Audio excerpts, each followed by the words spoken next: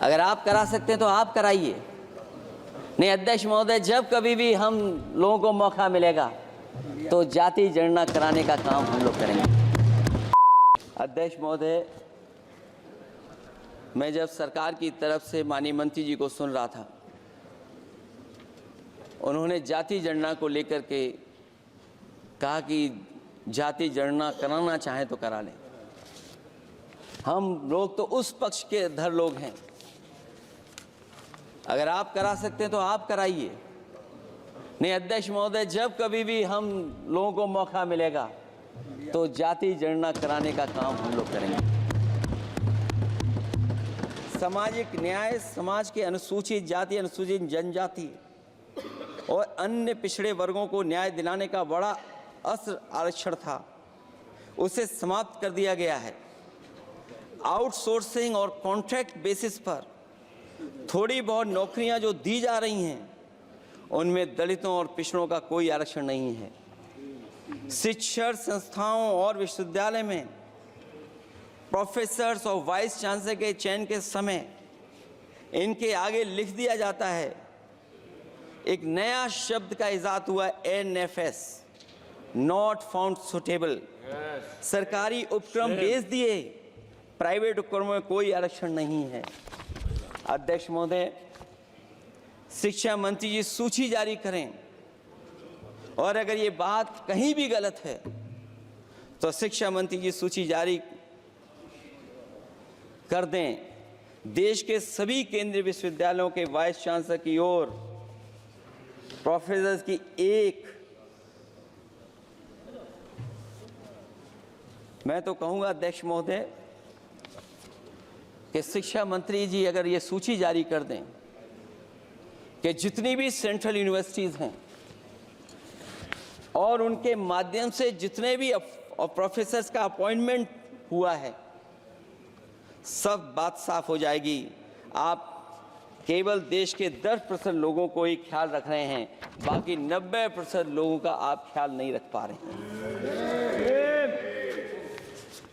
और जाति जनगणना कभी जाति में भेदभाव नहीं बढ़ाएगा अध्यक्ष महोदय। जाति जनगणना जातियों के बीच दूरियां कम करेगा और तमाम हमारे ऐसे समाज के लोग जिनको न्याय नहीं मिला, जिनको अधिकार नहीं मिला है, अध्यक्ष महोदय कम से कम जाति जनगणना के बाद उन्हें अधिकार और सम्मान दिलाने का काम भी हो सकेगा। इसलिए हम इसके पक्ष में हैं। आर्थिक न्याय के बगैर न सामाजिक न्याय मिल सकता है और न राजनीतिक न्याय मिल सकता है। गरीबी का नाजायज लाभ उठाकर धन्ना सेठों की सरकार चुनाव में पैसा बांटकर राजनीतिक न्याय का भी अपहरण कर लेती है। कर्ज में डूबी बड़ी आबादी महाजन के दबाव में अपनी इच्छा के खिलाफ वोट देने को विवश हो जाती है। चुनाव में सत्ताधारी दलों द्वारा पैसे की भरमार के चलते कोई सामान्य कार्यकर्ता चुनाव नहीं लड़ पा रहा है। बड़े पैमाने पर धनवान चुनकर आ जाते हैं। पैसे के बल पर जब तक आर्थिक विषमता समाप्त नहीं होती, लोगों को राजनीतिक न्याय मिल नहीं सकेगा। प्रस्तावों में आगे जो लक्ष्य है, विचार, व्यक्ति, विश्वास, पंथ और उपासना की स्वतंत्रता, अन्याय के खिलाफ विचार व्यक्त करने पर जेल, अभिव्यक्ति की स्वतंत्रता का अर्थ है देशद्रोह। अगर भाजपा के मत के नहीं हैं, दूसरे धर्म के हैं तो प्रताड़ना के हकदार हैं। और अब तो उपासना करने पर भी दिक्कत है, क्योंकि हर मस्जिद के नीचे मंदिर खोजने वाले तत्व इस देश को शांति से रखना ही नहीं चाहते हैं। उन्हें कानून की कोई परवाह नहीं है। मैं इस मौके पर धन्यवाद देना चाहता हूं। सुप्रीम कोर्ट का कम से कम वो फैसला आया है जहां कुछ दिनों के लिए ये पाबंदी लगाई गई। व्यक्तियों की गरिमा और देश की एकता और अखंडता को सुनिश्चित करने वाली बंधुता, ये विभाजनकारी नीतियां संविधान की प्रस्तावना के उस उद्देश्य से जरा भी मेल नहीं खाती है। व्यक्ति की गरिमा लिंचिंग से धूल दूषित हो चुकी है। उद्योगपति सरकारी आतंक से परेशान हैं, हो करके अपनी पूंजी समेटकर देश छोड़ गए हैं और लगातार जा रहे हैं। अध्यक्ष महोदय, आज़ादी के बाद उद्योगपति कभी इतने भारत छोड़ करके नहीं गए होंगे, देश छोड़ के नहीं गए होंगे जितने इनकी सरकार में चले गए हैं। अगर व्यक्ति की गरिमा सुनिश्चित हो तो कोई व्यक्ति क्या अपनी मातृभूमि को छोड़ करके जा सकता है? सरकार इस पर आत्मचिंतन करे। अगर आपसी मतभेद पैदा करके एक दूसरे के प्रति अविश्वास पैदा किया जाएगा तो क्या देश की एकता और अखंडता के लिए एक अशुभ संकेत नहीं होगा?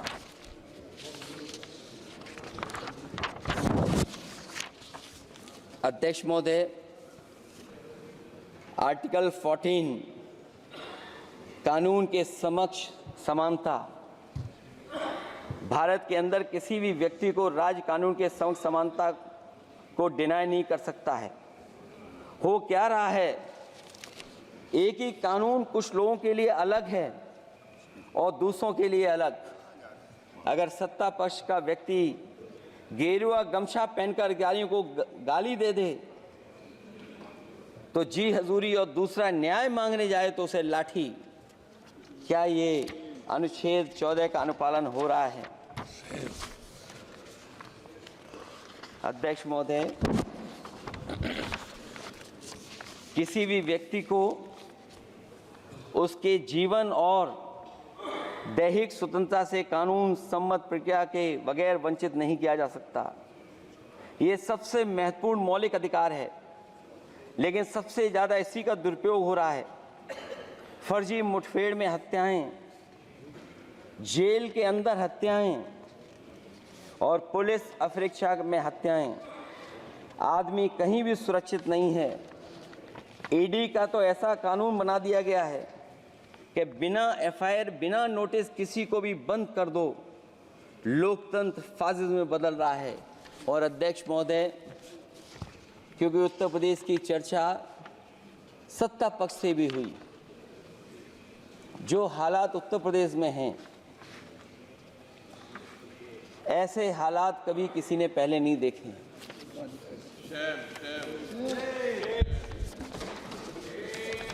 जहां पर कानून की समय समय पर धज्जियां उठ रही हैं। और अध्यक्ष महोदय, केवल एक घटना नहीं मैं कहना चाहता हूं, ऐसी तमाम घटनाएं हैं जिनके बारे में मैं कह सकता हूं। आज़ादी के बाद अगर हम 75वें वर्ष में इस बात पर चर्चा करें संविधान पर, और आए दिन लोगों को न्याय मांगने के लिए आत्मदाह करना पड़े, तहसील हो वहां पे आत्मदाह, जिलाधिकारी हो वहां पे आत्मदाह, न्याय मांगने के लिए अगर मुख्यमंत्री आवास में जाना पड़े वहां पे आत्मदाह।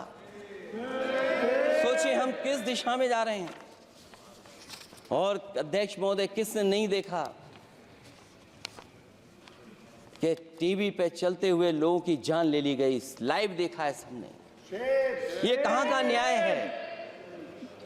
न केवल वो, बल्कि पता नहीं अध्यक्ष महोदय, हमारा प्रदेश कस्टोडियल डेथ में सबसे आगे जा रहा है,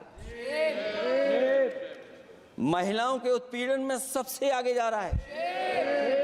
ये मैं नहीं कह रहा हूं, अध्यक्ष महोदय ये सरकार के आंकड़े बता रहे हैं। और न केवल इन चीजों में आगे जा रहा है, बल्कि आजकल जो नए जमाने का डिजिटल इंडिया है, अगर साइबर अपराधों में सबसे आगे कोई प्रदेश दिखाई दे रहा है तो वो उत्तर प्रदेश दिखाई दे रहा है। ये अलग बात है अध्यक्ष महोदय कि कभी कभी जो डबल इंजन की सरकार चलने वाले जो दावा करते थे, पहले इंजन टकराते थे, अब तो डब्बे भी टकराने लगे हैं। Double engine single driver. और होड़ लगी हुई है कि कभी किसी ने दिल्ली का रास्ता किसी माध्यम से अपनाया था, उसी रास्ते पे चल करके आगे बढ़ना चाहते हैं। इससे खराब इस लोकतंत्र में और क्या हो सकता है?